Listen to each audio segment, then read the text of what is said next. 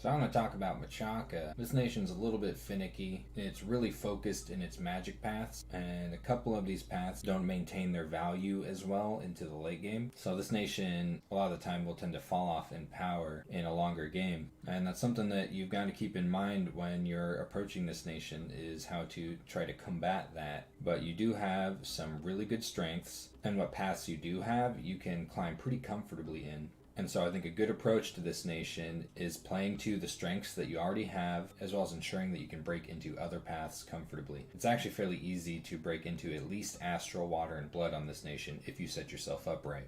First, I'll talk about the lineup real quick. You do have a spy, so if you want to go check out someone's mundane score graphs, that is available to you. You've got two basic commanders. This one only has 60 leadership, and for that reason I tend to only recruit this one when I am just looking for a just basic commander, though I tend to very rarely recruit these in general. There's other things that I use for commanders on this nation, one of them being the Voice of Lion. This is what I use to lead expansion armies because of its Beastmaster skill. That's extremely important. It does only have leadership 40, but this is all you need to expand with this nation. This nation expands super well. You don't need an Awake Expander. You don't need a Major Bless. You just need these guys with some elephants and a few soldiers. And occasionally you'll need some archer support. This is all stuff you've got plenty of. On top of that, really good in the lab because it's efficient in gold cost, it's efficient in upkeep, it's got decent research, and it's also a usable mage. These things can raid and counter raid with Swarm pretty easily, and they also have that added Priest level 1 utility. I'll generally have a fort recruiting these nonstop for most of the game. This one, however, isn't quite as exciting, just because you're spending the same amount as a Voice of Lion.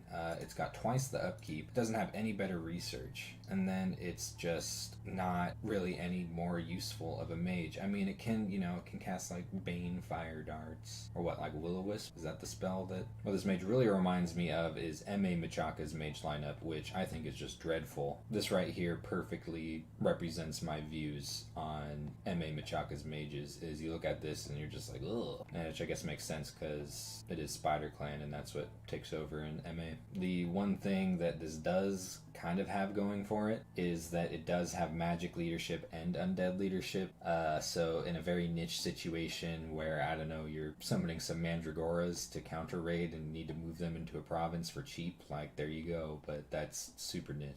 This one is a little bit better. I don't actually recruit a lot of these just because there's something that I'm much more interested in my off-cap forts. But I mean, it is a solid mage because the chief thing being that it does have the D2 path, and the Earth one is also a fairly useful cross path with D2. It is old age, but it has disease healer, which can mitigate one of the most common problems of old age. And you're probably going to want at least one of these with every fort and every army just for this disease healer ability, because that is really useful. It does come up. And massing these for research, if you are going to do that, just say you just really love death. Do keep in mind they are heretics, so you're probably going to want a temple and maybe a priest or two on the province that you're doing that. Now this is straight up my favorite mage in the game. This guy is just such a cool dude. This is my mental image of him. These guys are, in my opinion, some of the best raiders in the game. Each of their randoms has a use, though getting Earth 3s and Death 3s is definitely preferable. Earth 3s can very efficiently cast buffs for your army. That's going to be your strongest Earth mage in this nation, are the Earth 3 Buddhas. And the Death 3 ones are amazing Skelly spam raiders, because all of them are going to be able to summon Earth power. You hand a Skull Staff to these, and they will just puke out skeletons non-stop. They have a Were Hyena form that is stealthy and has ridiculous map move. And the best thing about its Were Hyena form is it retains all of its slots. And if that's not enough, it's got a forge bonus. It makes it so you can make 5 gem items for 2 gems if you give it a Dwarven Hammer. So I'm absolutely in love with this mage. I make a ton of these on this nation. This is where most of my upkeep goes, because they are pretty expensive to upkeep, but it's worth it. These things aren't even that expensive for what you're getting. Now, what you do got to keep in mind is that they do cause unrest, and they are heretics. These are not things that you want sitting around in your lab. Where you want these is stealthed with gear, twice borned, which gets extra value out of them if they die, especially Twiceborn, your Death 3 ones. And you want these sneaking around your opponent's territories, causing unrest and heresy over there. And when a war starts, say if you get attacked and you've already got a bunch of Buddhas chilling around on your borders, you can respond by taking 5 or 6 of their provinces. You can also make alpha strikes extremely incredible. I mean, if you put Boots of Messenger on these guys, they can move ridiculously far. You could take pretty much every single province that someone doesn't have a fort on in an alpha strike with this nation fairly easily. And that is often how you want to approach this nation, because it's a little bit harder sometimes to win a pitched battle. So you want to use your Buddhas as often as possible to raid, and counter raid, clean up. You can combine 4 to 6 of them to take out small armies. If you're able to cause an enemy army to rout and you have Buddhas cutting off their retreat paths, that army is effectively completely destroyed. These things are extremely good. When you are at war as Machaka, you should have Buddhas all over your opponent's territory like flies on shit. So at first glance, the Spider Clan Sorcerer is kind of disappointing. You're like, oh, well, these aren't very consistently useful paths. Like, who knows if I'm going to get something good out of this. Ugh, slow to recruit. Like, I don't know. Oh, look at that upkeep. I mean, oof. I actually do recruit quite a few of these off of my capital. And the reason is because having at least one of these that's N3 is actually pretty important for your nation, because that helps you open up a few extremely useful spells. And also having this nature death cross path opens up a few useful items in construction. This mage is what you need to get into blood. It's also going to help you get into water along with good cross paths with water, because this is what's going to get you eventually 2 Lamia Queens, presuming that you've set yourself up to do so. And now you might be thinking, oh, well, it's not very likely to get, an N3 on this. Like, man, I'd have to be doing, well, it's true, but the thing is that while you're rolling this, you're also getting useful mages. And if you don't believe me, I made an autistic chart. So I'm not very good at probability maths, which is why I have to make charts like this. And this is ignoring the 10% random, what you're getting when you recruit a Spider Clan Sorcerer. Because the 4 randoms you get 100% of are the same, you're all equally likely to get these, and only about 1 in 5 of them are going to be garbage. The rest of these all are fairly functional mages. The F3 one is just a powerful battle mage. D2 ones are D2s, always good. N2 ones are good combat support mages. And then these are the big things that you want out of this, especially the N3. But this is also super good. You should Twiceborn these and go throw them into something to try to get up into Death 4. And the thing is that with the rest of these, because their upkeep is so expensive, if you take a Scales build on Machaka with luck, you can just transform these and remove that upkeep problem. And at the same time, while you're transforming them, you have a possibility to get higher paths with them. And literally all of these can be transformed. You just have to hand a Thistle Mace to the N1 ones and they can do it. And also, once you account for the fact that they get another random at 10%, odds are slightly in your favor to get a better mage than a worse one. So at first glance, this doesn't seem very good, but when it comes to your 3 capital only options, it is the cheapest initial gold cost, and it has just about the same upkeep. Its paths aren't as consistently useful, but in my opinion, you should be rolling them at least until you get that N3, because that is extremely useful with the Death Cross path. And your other option is basically empowering a Lion King in Death, which is really expensive.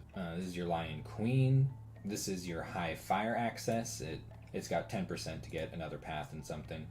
This is a really expensive mage, but it's extremely useful on the battlefield, especially in terms of offensive spells.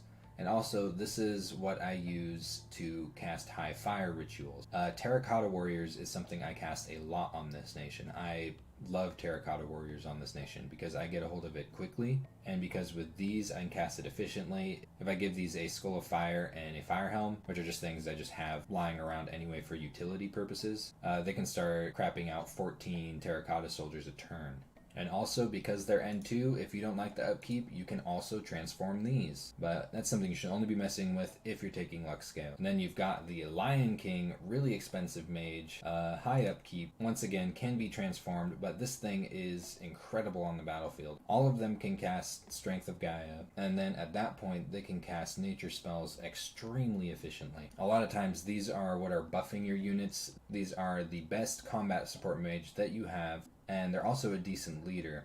I think because of these three mages and their extremely high upkeep and how valuable they are, as well as the fact that you don't need an Awake Expander, and a Major Bless isn't very appetizing on this nation, this is one of the few nations where luck scales are something to heavily consider. Now it comes to units, something that's very defining of EA Machaka is the Pygmy. Pull out your magnifying glass there, he's there.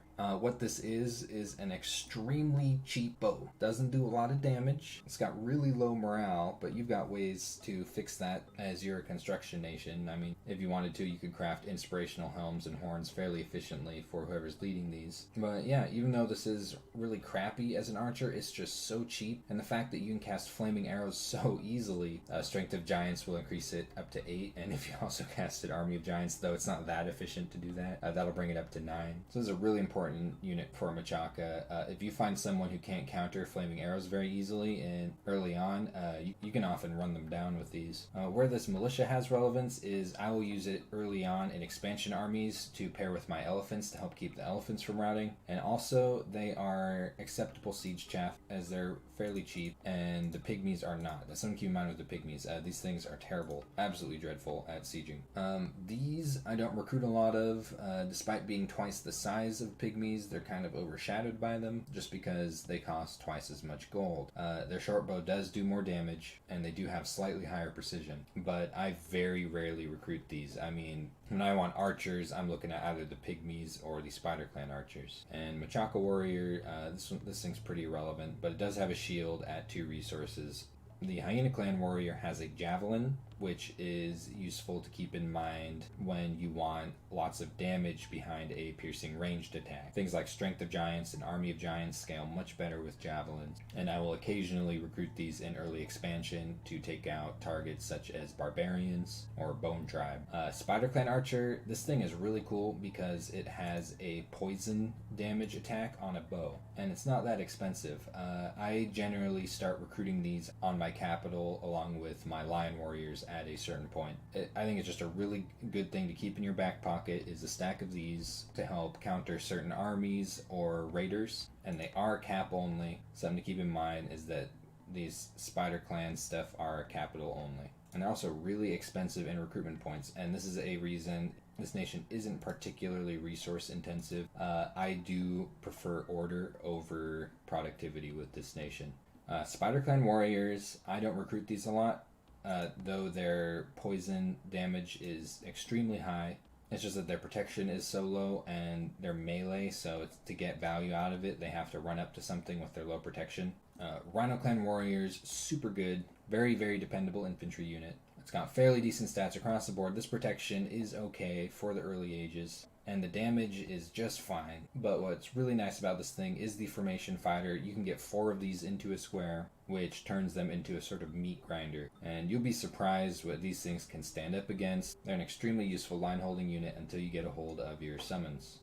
This one, I literally never recruit these ever. Just because, I mean, what are you paying for? Like, what, they have slightly higher map move and morale as a Rhino Clan Warrior. Yeah, slightly higher defense skill, but other stats are worse, and they cost more gold? What are you paying for with this? This just, I don't understand. Maybe someone with a bigger brain than me can tell me what the heck these are for. War Lions, I mean, at least you have them. I never recruit these, mainly because they're undisciplined, so they're hard to script, and their protection isn't very good. They do have 2 decent attacks. The thing is that where this would usually have a place is in maybe helping to counter elites in an early war. You have something way better than that, and that's the Lion Warrior. And before I talk about that, I'll talk about this thing real quick. This thing is like, I mean, it's super awesome. I mean, just look at it. A guy riding a huge spider, it's fucking dope. And it's got some really good attacks, including a super strong poison damage melee attack, as well as a poison bow and a ranged net. But this thing has 0 protection. That's a lot of gold and valuable capital recruitment to put onto 0 protection. I haven't found much of a place for these in my armies for that reason. Conceivably, they could be used to counter certain raiders, but I tend to use other things for that. I would legitimately like to hear if someone knows how to make these useful, because of how awesome they are. But I haven't really been able to find a place for these in playing Machaka. Alright, this is your Sacred unit. This unit is a beast. It's got really good stats, the best protection that your nation has. So it has a real lion pelt, unlike the Voices of the Lion. I guess their lion pelt's just Chinese knockoff or something. These things have a ridiculously powerful magic attack that also does fatigue damage. This attack will just smear stuff into a streak of slime on the ground. This thing, along with your poison damage, is going to make you taste kind of bad to someone who's trying to rush you with elites. It is sacred. It will hold your bless. I actually don't really focus a bless on these ever because it kind of just does the job that I want it to do without having any kind of significant bless. You absolutely could give these a good bless and expand with them. I think that's a misallocation of points on this nation, though there is a pretty good argument for making a rainbow pretender on this nation, and that's where you might consider this more heavily. But I tend to recruit these off of my capital non-stop after a certain point because they maintain their relevance throughout the entire game, even without an important bless. And because they're sacred, their upkeep isn't that bad. And then you've got the elephant. This is your ticket to expansion with Machaka. You can expand extremely efficiently with these. Your elephants are better than a lot of other nations, primarily because of the Voice of Lion. This Beastmaster skill improves their morale significantly and makes it so that they very rarely rout. Now I'll kind of show you how to set up an expansion army with these. If you see right here, see this guy? He's got a hammer and a nail on the elephant's head. This guy's job, he's got one job, and that's to drive this thing into the elephant's brain and kill it if it goes berserk and starts running through your armies. That's what these guys are for historically. It's probably the laziest individual in Dominions because they have one job and they literally never do it. So with the recent update, we've gotten a few new chassis for Machaka, a lot of the ones that Naba has, which includes these extremely efficient bettles. But there's two chassis that stand out to me above the rest on this nation. One is the Buddha Father. This is a really efficiently costed rainbow chassis. You gotta keep in mind that new magic paths cost 20 on him as opposed to 10. So depending on what you're doing, it might be cheaper to go with a different chassis.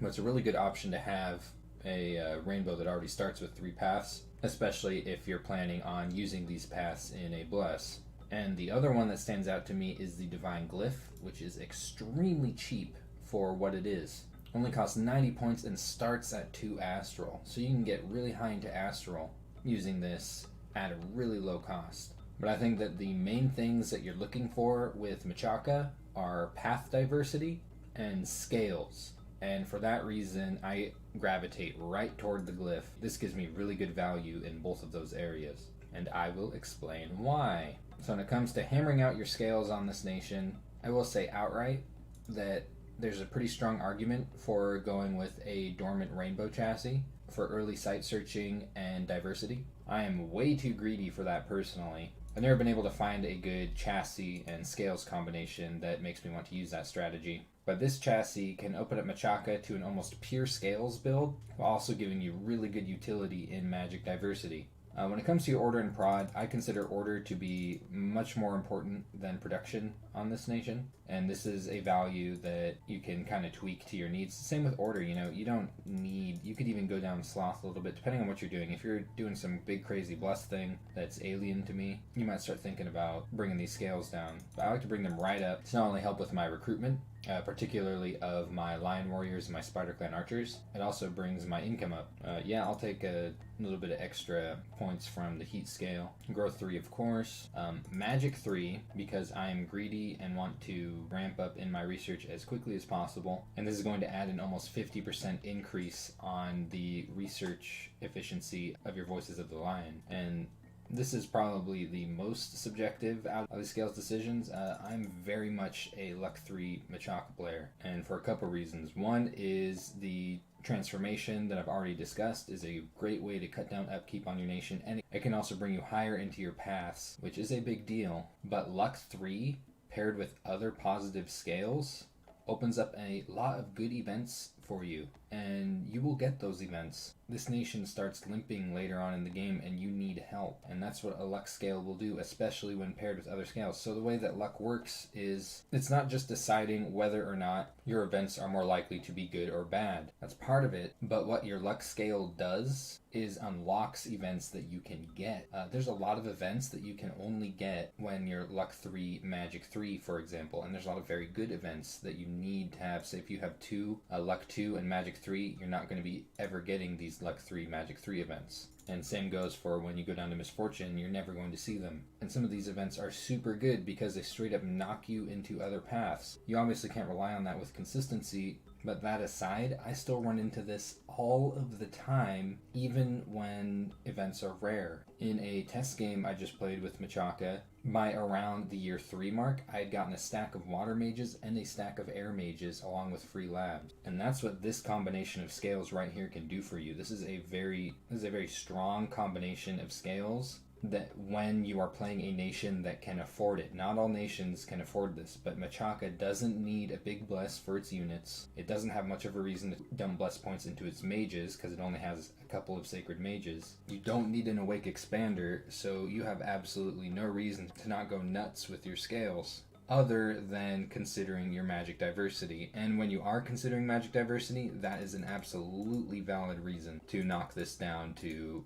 M1 or M2 along with other scales. That's the one thing that you've got to weigh against these scales is your magic diversity. The reason I like this chassis so much is because I can bump right up to 7 astral on this. What I do with it is I build a ring of sorcery and a ring of wizardry, and I use those for all kinds of things with my other mages. That often pushes them up right up to where I can cast some pretty important global enchantments, some pretty important rituals, and craft some key boosters that I wouldn't be able to craft without that little boost, or it would be harder to. I'd have to rely on unlikely randoms or transformation. And on top of that, I now have a super strong astral mage. So what I do is I summon a few specters earlier in the game until I get a couple of astral randoms and have them sight search. And then usually I'll have a decent pile of astral pearls for this guy to play around with when he comes out. And this right here is, at least at the moment, my preferred Machaka build.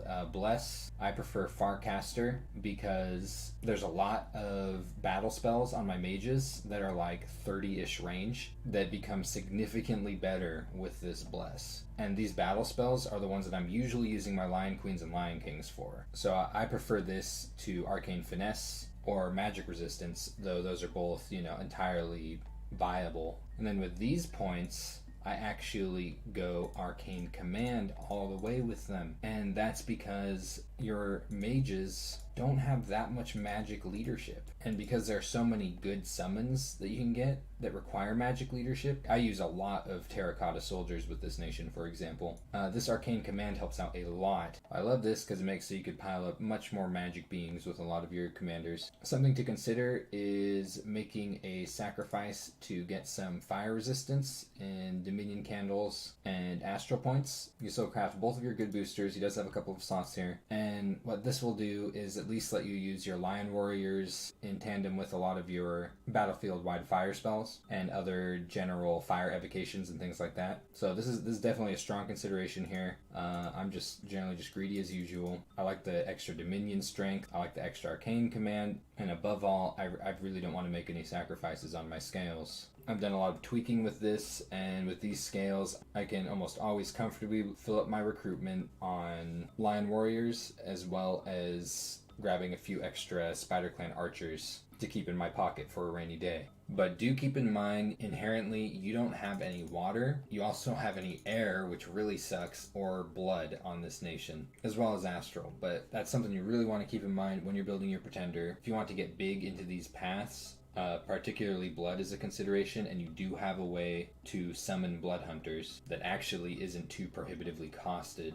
So high blood is definitely a consideration, and air is probably your most difficult path to break into. There's of course Fairy Court, like way down the conjuration tree, but that is so far down the line. And we do now have this battle right here that gives you air fairly cheaply, though I think the earth path isn't quite as important for you. But this right here is a build that I've used on several nations actually since the new update, just because it's so efficient. It gives you these paths that complement sacred mages extremely well. I don't think Machaka has enough sacred mages to justify this as much. I'm also really starving for that higher astral. This one only has one miscellaneous slot, so you've got to get pretty big to even think about getting hold of rings of sorceries or rings of wizardries, and I use those rings. Like, those are things that after my pretender comes out, I put those to work, moving them around on different mages, protecting them in my labs, and handing them to a mage to cast a specific ritual or to construct a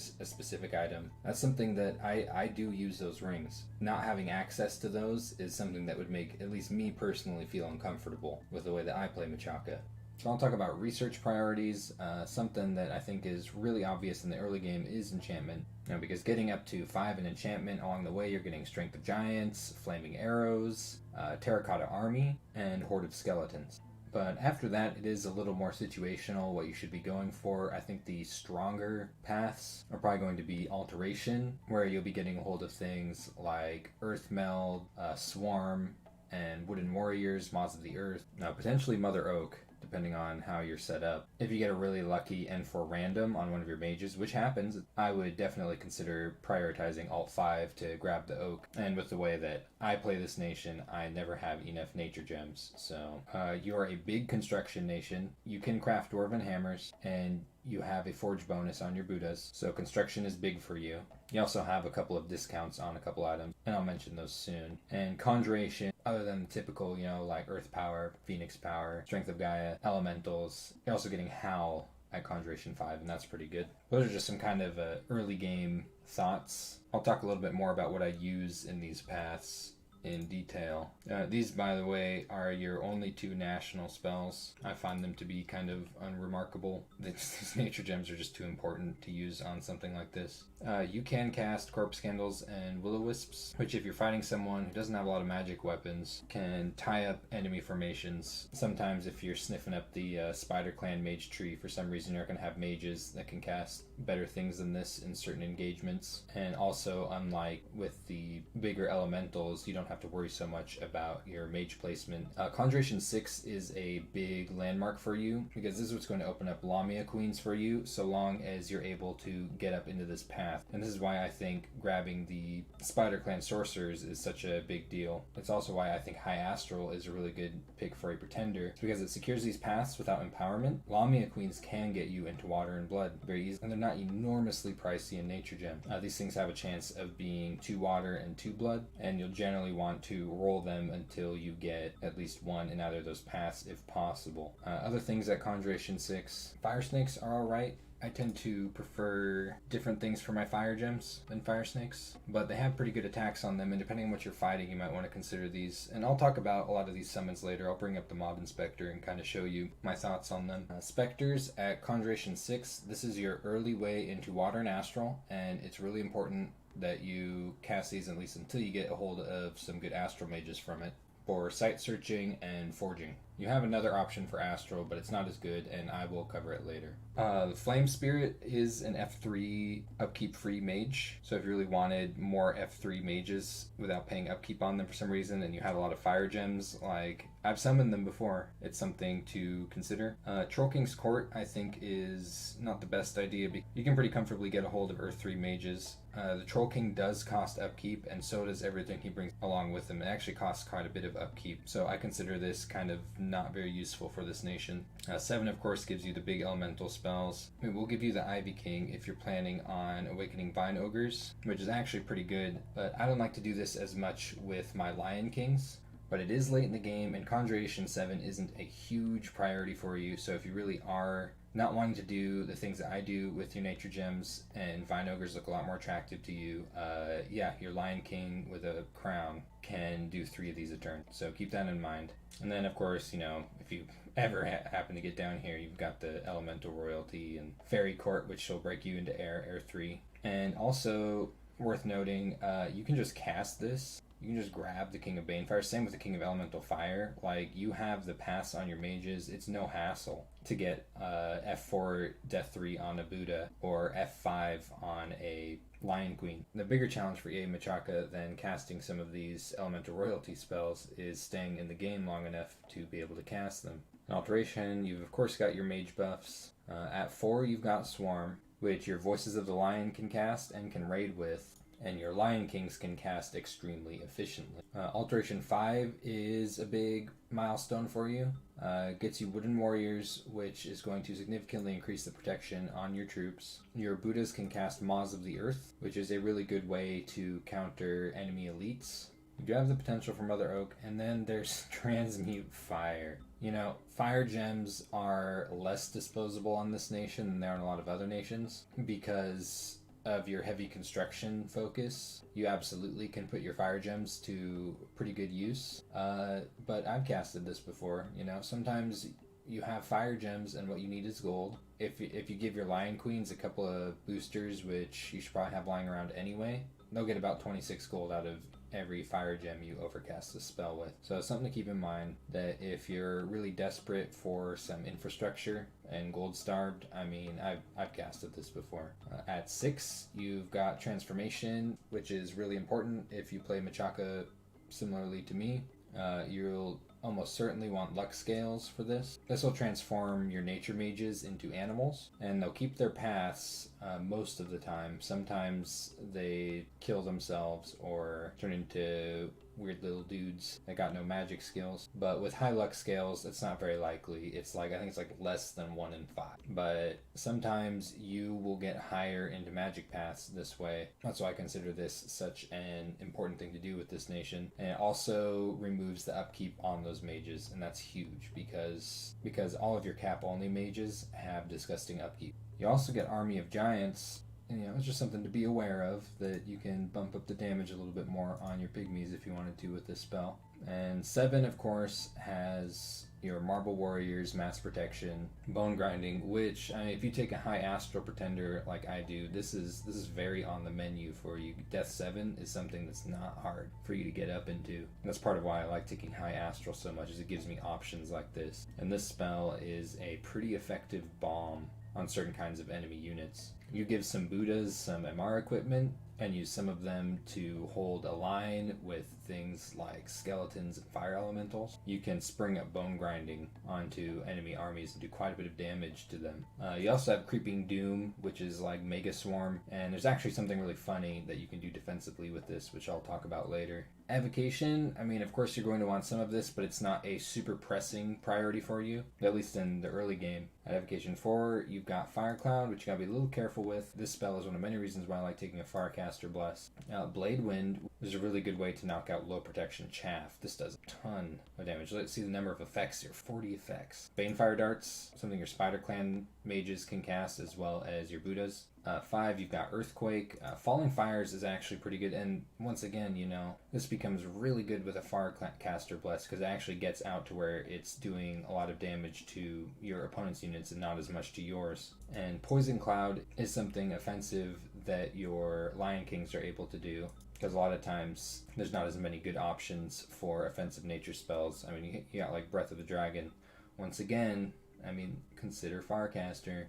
Flame Eruption. Flame Eruption, unfortunately, has a really low range. But if you have a lot of fire protection on your army, this is a really big area of effect. You're just going to have to push your mage pretty far up to use this. An alternative to that is Magma Eruption, which has much better range. Not as good of an AoE, but it does a considerable amount of damage, as well as causes fatigue. So this is a really good spell to use. And your Buddhas, as well as some of your Spider Clan sorcerers, can cast Banefire. This is a really powerful evocation. It's often going to kill whatever's in the square that it hits, and it's going to turn everything around it into old men.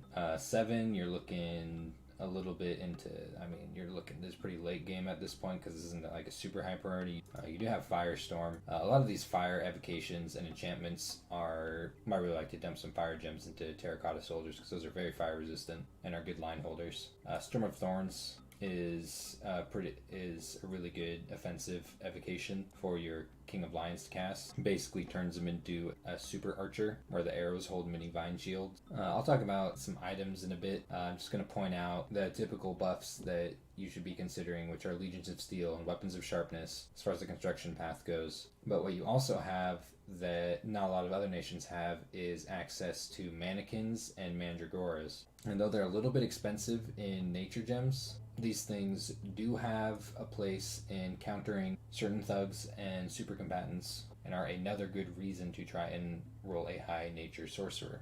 Enchantment, I consider this to be probably your most important school of magic. You got some buffs the first few levels. Strength of Giants is good for all your units, but it is going to increase the damage on your ranged units, just something to consider. Terracotta Army. I'll pull these guys up in the mod inspector with some other stuff in a bit, but I cast this all of the time. Flaming Arrows is a really big deal if you pick your targets right, especially with how many flaming arrows you can mass because of your pygmies. This is a very good thing to keep in mind for an early war. One of the best nations at casting it. Twiceborn is a pretty big deal. This is a way to remove upkeep on your death 2 or higher mages, and you have a chance of getting higher in death. So basically what it works is when a mage casts this on themselves and then they die, presuming they aren't like soul slain, they will come back as an undead mage, and they have a small chance of having a higher path in death when they do this. And then there's no longer any upkeep on them. So not only does this help protect the value of your Buddhas when they're out raiding, which is really important, but it also removes upkeep and can help you get higher into death. So this is a really valuable spell for you, and a really good reason to climb enchantment as soon as possible. At 5, you have Horde of Skeletons. Your Buddhas are extremely efficient at casting these. Give him a skull staff and some reinvigoration gear, and he'll just summon skeletons all day. Oh, there's a lot going on at 6. Heat from Hell is a good fatigue spell that you can cast.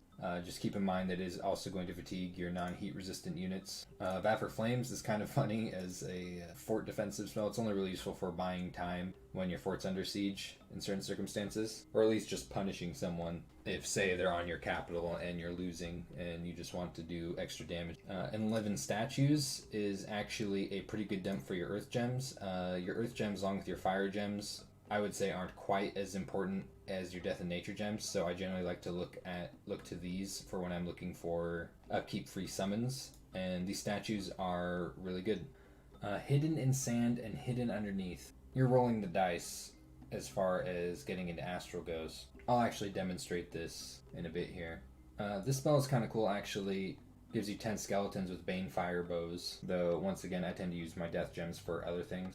Rigor Mortis is a really good fatigue spell that isn't going to affect your inanimate, so if you're doing things like casting Terracotta Soldiers, statues, your Rigor Mortis, they're not going to care about Rigor Mortis, not going to care about Heat from Hell either. And your units that do, you can actually comfortably cast Relief, and this is going to reduce the fatigue on your units, so if it's just a pure fatigue fight between you and your opponent and you both have living units, if you have the better reinvigoration, you're more likely to win that fight. And Force Dome is something you can cast over, say, like a lab. If someone's got it in their mind to start slamming your lab province with some ritual over and over again, this is a good way to help protect your mages from that. And you have another one at Enchantment 7, which is Dome of Flaming Death. And this one's funny, even though it doesn't actually stop things from hitting you directly, it can kill the mage that does it. That's potentially a lot of armor-piercing fire damage right there. If you're going down the Living Statues route, Earthblood Deepwell would be a really good target for you.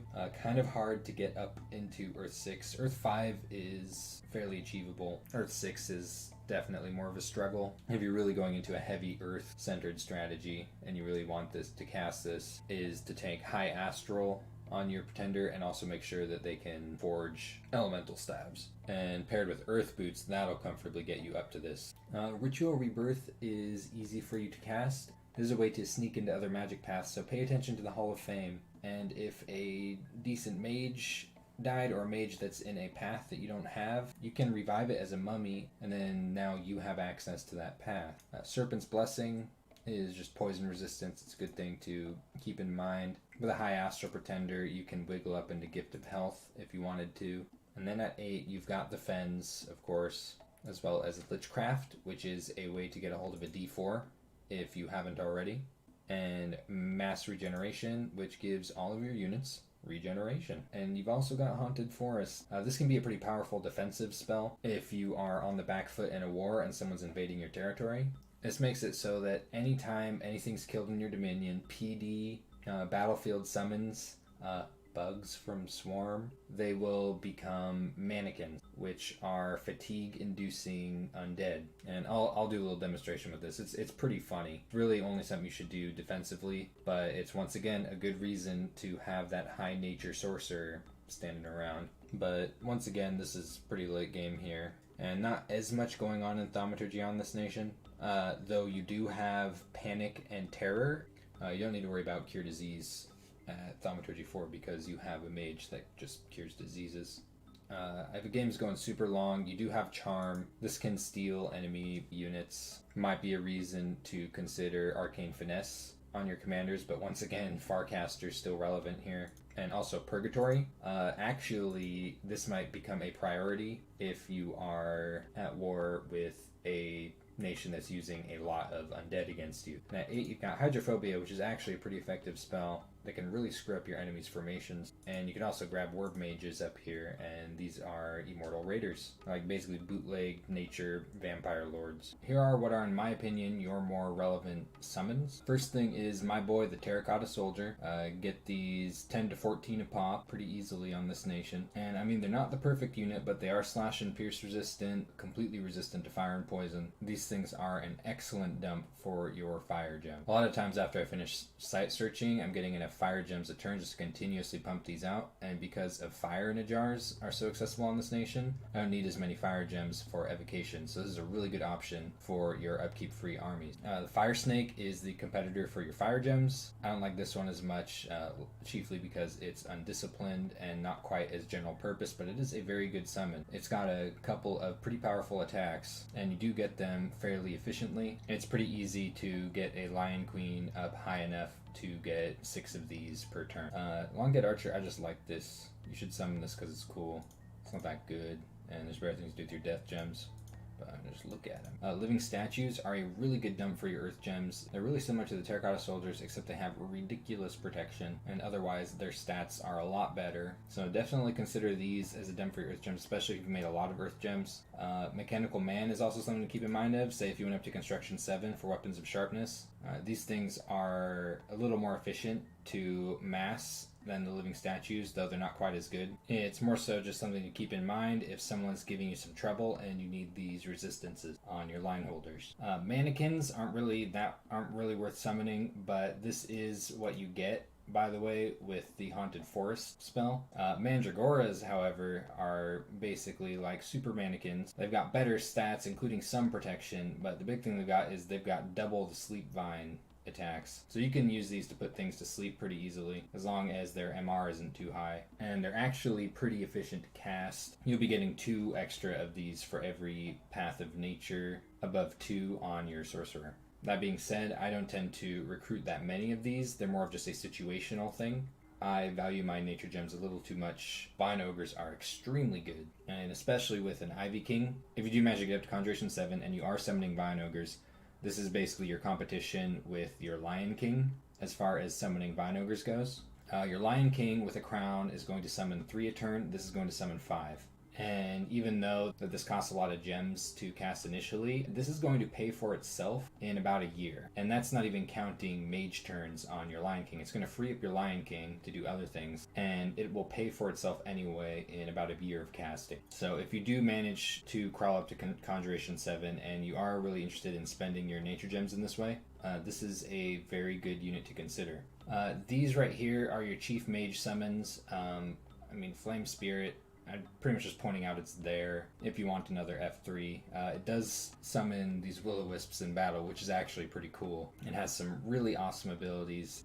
These 2 right here are what are extremely important for your nation because they break you into new paths. Lamia Queen is a pretty high priority if you can get a sorcerer up to these levels to cast it, because the sooner you get one of these out, the sooner you can start blood hunting. And then also the possibility to get the water blood cross path is really good, as well as the water nature cross path. Getting the water nature cross path can open up naiads as well as foul vapors.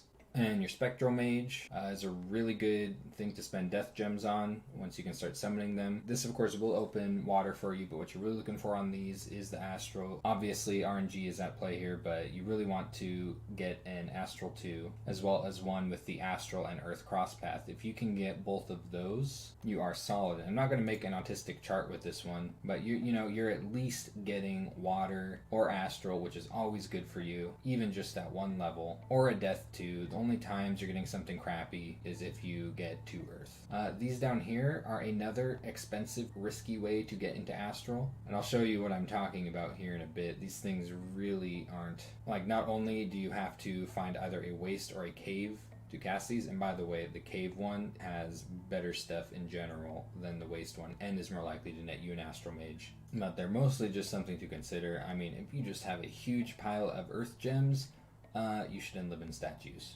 If you don't want to do that, or say you have managed to get a hold of Earthblood Deepwell and you can just afford this, go find a cave or a wasteland and build a lab on it and see what you get. I mean, I don't think you're going to be too excited, but at least on Hidden Underneath, it does have a really good unit.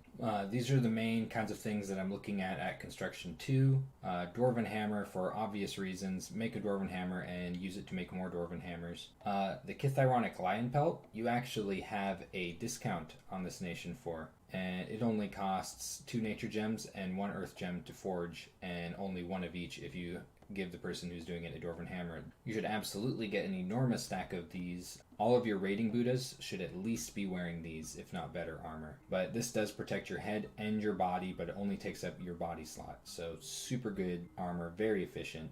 Fire in a Jar. Your Buddhas with a hammer can make these at 2 fire gems apiece. Definitely get a big stack of these for all of your fire battle mages, as well as any F2 Buddhas that you decide to go raiding with, so that they can, at least if you want them to, cast fire elementals. Pairing up a Skelly Spam Buddha with a fire elemental Buddha can be pretty powerful. Dragon helmets are a very efficient helmet for you to cast that grants morale bonus as well as fire resistance and dark vision. You might consider a barkskin amulet while wearing one of these. It will cancel out the fire susceptibility. And bracers of protection are something I like to have a decent stack up of when I don't have anything else for my Buddhas to make. They at least add some protection on both the head and body in a miscellaneous slot. Now, I do like to build up some Just Man's Crosses, because it only costs 2 fire gems each. And depending on who you're fighting, this can be a really good thing to hand to your mages that, once they're off script, don't have anything better to do than shoot arrows. Effigy of War is a little expensive, but it's not bad to get at least like 4 to 6 of these up. It's unfortunate that your Buddha cannot craft these, so you're only going to be able to get the Dwarven Hammer bonus on a Sorcerer. But these things are really good at manipulating your opponent's perception of you during a war. And paired with all of your Buddhas swinging around, if you have some scouts holding Effigies of War, as well as a few commanders just moving around a couple of units each, these Effigies of War are going to make it look like you actually have armies and raiding parties moving around where you don't. So make sure you have at least believable looking units that the Effigies of War are made to exacerbate the numbers of, and these can definitely give a lot of confusion to your enemy. Ranger's Boots are overshadowed by the Messenger's Boots, but if you are not at Construction 4 yet and you want some extra reinvigoration for your Buddhas, this is what you'd want to be looking at. They also do give a stealth bonus, which is nice. This is mainly what I'm looking at Construction 4. On the left here, these are your boosters. So the Thistle Mace, as well as just for using for climbing purposes. Sometimes I'll give these to my Lion Kings to make their nature spells much more efficient in battle. Same concept goes down to these other boosters, especially the Skull Staff. I try to give a Skull Staff to every single one of my Skelly Spam Buddhas. It just makes them able to churn out so many. And you can make them pretty efficiently with your Buddhas at only 7 death gems each. Earth Boots, sometimes I'll give to my Earth 3 Buddhas if I'm having them do battle buffs. Flame Helmet actually isn't too easy to build unless you get a lucky random until you get to Construction 6 and build a Skull of Fire, and then you can use the Flame Helmet to boost up to Fire 5. I'll usually do this not only just to have it around for utility, but also to make my Terracotta summoning more efficient. Boots of the Messenger, this is huge. I put one of these onto every single one of my Buddhas, because not only does it give them reinvigoration, but it makes them able to move ridiculously far distances in their hyena form. This is one of the most important pieces of equipment you can give to your Buddhas. And the Girdle of Might is also really big just because it's more reinvigoration. This is another thing I give to literally every single one of my Buddhas. Amulet of Resilience. I don't make as many of these. This is something that I usually reserve for things that are closer to the super competent level, just because it's so expensive in nature gems, but it has a really good reinvigoration bonus. If I'm just swimming in nature gems, I might consider making some of these for my raiding Buddhas. And these are just two things to consider if you're using a lot of pygmies and want some extra morale for them. These will give them a morale bonus if you stick them on the commander that's leading them. Cornucopia is something you can consider if you're pushing out a nature mage that you know is going to be battling for a very long time, because it will take a while to pay off as far as how much it costs to build. Endless Bag of Wines is something to keep in mind if you're taking a big army out and the supply bonus on your commanders that you're bringing along isn't enough, because a lot of your mages in this nation do have supply bonuses. Skull Mentor can accelerate your research. I'm usually a little hesitant to spend death gems on these, but if I'm feeling really self-conscious about where my research is at, I will make some. The real nice research booster comes at Construction 6, so this is more of just kind of a temporary fix thing if you're really bugged out about your research. And the Spirit Mask is at least worth mentioning. This is really expensive to build, but it autocasts Frighten. You do get a forge bonus on it for being EA Machaka, which I think pushes it down to 7 death gems and 3 nature gems with a hammer on a sorcerer. And you also got the Vine Shield, though I don't make as many of these on this nation. A little more focused on Skelly Spam rating. But the Buddhas can make decent melee thugs, and I have used them that way before, and that's where the Vine Shield becomes relevant. And this is generally what I'm looking at Construction 6. This is where your really easy fire booster opens up with the Buddhas, as well as your slightly more difficult to get to death booster. This will be easier to forge, of course, if you do have a high astral pretender. And unlike the Skull Staff, which you can just churn out, this is pretty expensive. So you pretty much just want one of these for utility, similar to the Tree Lord Staff. Unfortunately, with the Tree Lord Staff, this takes up one of the item slots that your Thistle Mace uses. So you can't get this to stack unless, wink wink. Armor of Knights is what I use when I'm looking for an upgrade on my Buddha armor that I'll usually pair with a dragon helmet if I need more protection than what the lion pelt is offering. Firebrand and the Shadowbrand are the two kind of generic raiding weapons. I don't use these very much with this nation, but I do occasionally hand a Firebrand or a Shadowbrand to a Buddha when I want to shake things up with raiding. Lightless Lantern is extremely important. Once you hit Construction 6, you should be turning out 1 or 2 of these a turn every turn for quite a while at 2 fire gems apiece with your Buddhas. These are going to skyrocket your research and hopefully make you more competitive. The Banefire Crossbows, similar in concept to the Just Man's Cross, except it also has a pretty neat area of effect decay ability. This is just something that I forge when I don't have anything else to forge with a Buddha at 2 death gems apiece, and then I pass this off to my mages that aren't going to have as much good things to cast off script, say my Voices of the Lion, and they'll just start plinking the enemy with AoE decay cursing bullshit. This here is a very typical expansion script. I've got my commander up behind a few units in the front, raised a little bit from the center, and elephants down here in the middle line on attack closest. Both these on attack closest. This is important. If you don't have these on attack closest, sometimes they'll go off in a weird direction, and then some guys will come around and kill your Voice of Lion. And if you don't have these on attack closest, say if they're just on none, these will fire and they'll shoot your elephants in the ass. It's really important to use a Voice of Lion when expanding because it gives the elephants a morale bonus. And here's that script in action. This elephant's a little wounded. This is what recruitment is going to look like typically for me in the early game, because I have to counter specific indies with archers. And usually 2 recruitments of this, led by a Voice of Lion, is enough to take most indies on. This is a composition of a typical expansion army. Doesn't contain any of the original starting army. I just have some militia to help keep the elephants from routing in their squad, and a bunch of Rhino Clan to hold the line. Just kind of goes to show you how good these Rhino Clan warriors are. Is that they can hold off decently well against cavalry, as long as they don't get overwhelmed.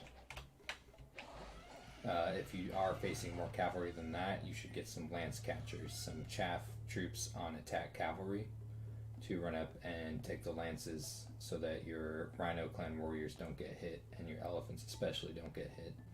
This would be an example of a cavalry script where I have a second commander here who brought along some militia to run up and grab the lances on this province, so there's probably not that much cavalry on it.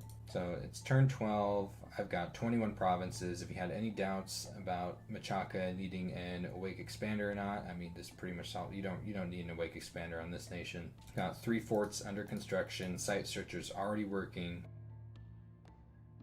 So I kind of want to demonstrate here what raiding with Buddha can be like, and this is why Boots of the Messenger are super important, is because look at this. This is like flying tier as far as raiding goes. And also the Boots of the Messenger are going to give reinvigoration, which is going to be really helpful for raiding as well.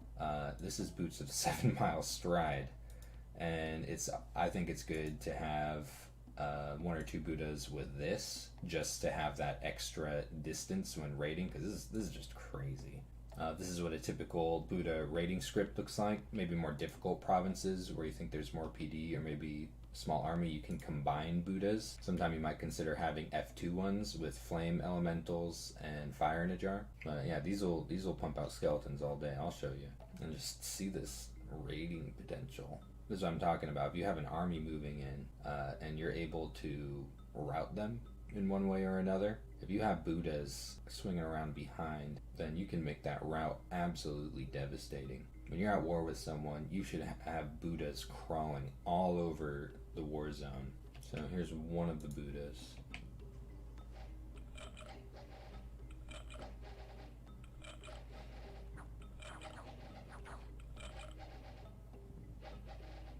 You can just pump out.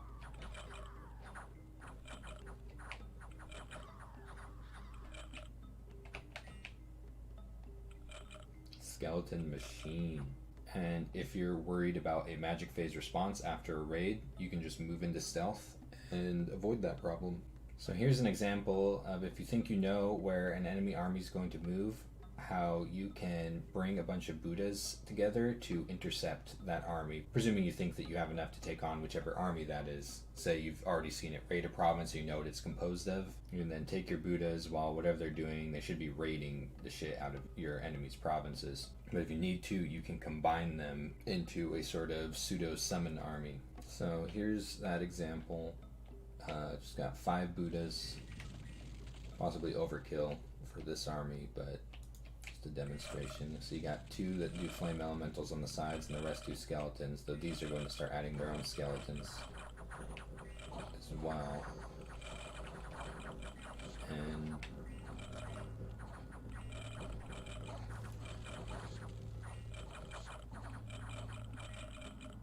there you have it. Here's a Skull Staff Skelly Spam Buddha raiding 25 PD.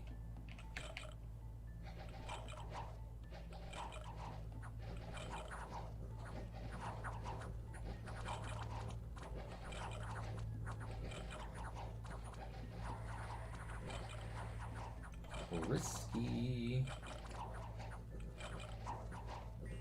Very risky, but he does manage to do it. If you were doing PD like this, I would maybe consider putting better gear on him, say an Armor of Knights and a Dragon Helmet. This is something to consider when you're taking Luck 3 scales, like it's turn 26, and I actually didn't notice when this happened. This happened, I don't know, sometime during this test game. But I'm in water now, and I got a free lab. Look, I also got a free lab over here. And I have events turned to rare on this test game, and I still just, bam, I'm into water, and I got 2 free labs. Luck 3 scales are good. I know they're a common dump stat, but paired with other positive scales, if you can afford them, they can do really good things for you. So here's an example of Haunted Forest. A lot of PD, but that's, it's a weird test game. So this guy's cast Creeping Doom, makes a bunch of bugs. A bunch of them are going to fly up, come down here, and then once they get popped, they turn into mannequins, which do a lot of fatigue damage with one of their attacks.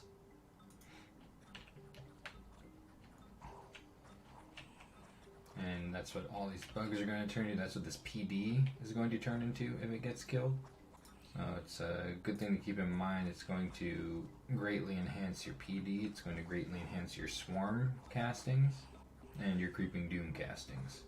So this is what Vapor Flames does. It basically makes this wall of fire. It's going to make it so that everything that passes through while you're defending a fort, well, stuff can fly over it obviously, but anything terrestrial is going to have to pass through this wall of fire and get set ablaze.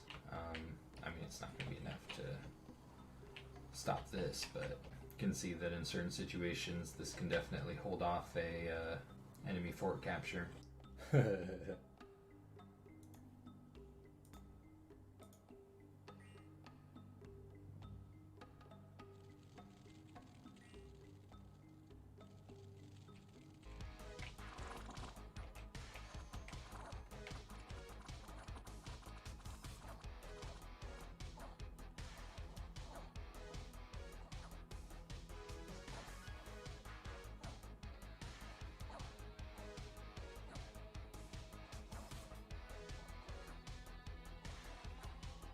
Don't do this.